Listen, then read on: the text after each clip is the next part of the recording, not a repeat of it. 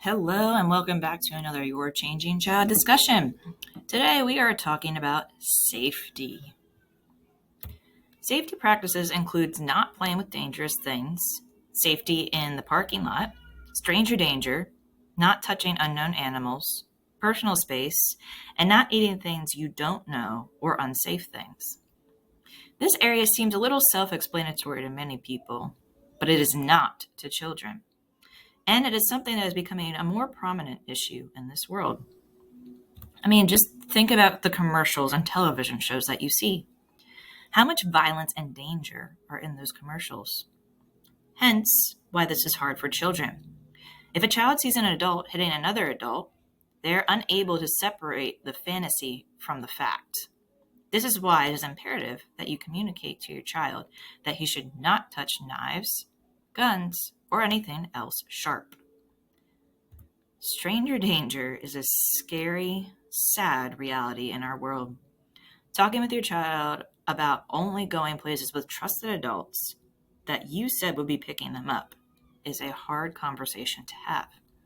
But you must let your child know that some people may not be nice, and they must be cautious about who they talk to and trust. Is it okay to talk to a stranger if you are with them? Yes, it is okay. Is it okay to go somewhere with a stranger? No. You can walk through different scenarios with your child in order to get your point across. Now, children are curious, and curiosity at this age is good. It helps them explore the world around them and learn. They do not know that some things, like animals, can be dangerous. If they see an animal, they should ask you if they can touch it first. This includes pets of others. To promote your child using his words, allow him to ask the owner if he can pet the animal. This lets your child learn how to be polite and grow in personal skills. Personal space is found in both healthy practices and in safety for a reason. This is a touchy subject as some children will be play acting and wrestle, but you must find your boundaries and make sure you stick to them. Decide if you are okay with your child shoving a little or no shoving at all. Decide how far is too far when it comes to games like tag. You must also make sure that you talk about not touching others in certain places and being conscientious of not letting others touch them. Children at this age do not understand personal boundaries. They don't know that when they touch someone's chest or area around the hips, it is inappropriate. That's why talking about using words is important. Encourage your child to ask if he can hug someone. Model how to use words and say, "Please don't touch me there." Children around this age sometimes have trouble understanding what to eat and what not to eat.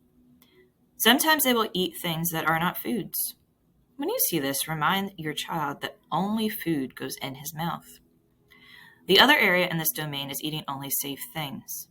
Your child should be reminded to only eat things a trusted adult gives them. If they are unsure if they should eat something, they should ask you. The reality is that sometimes children will see medicine and it will look like candy to them.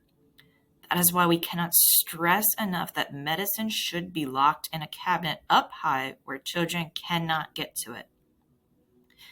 Now, if all of this seems a little bit overwhelming, you can rest easy. So long as you have good communication with your child, they know that you will guide them, and you are reminding them about staying safe and smart, they will know to talk to you when they are unsure of things. Above all else, remember, repetition is key. If you think telling your child about these things once will solve the problems, you are wrong. They will forget, and that is why you need to discuss these topics over and over. Also, think about how you present these tough topics. Make sure you and your spouse are on the same page and that you balance caution without making your child anxious. So there you go. That is safety practices. Thanks for listening to Your Changing Child discussions.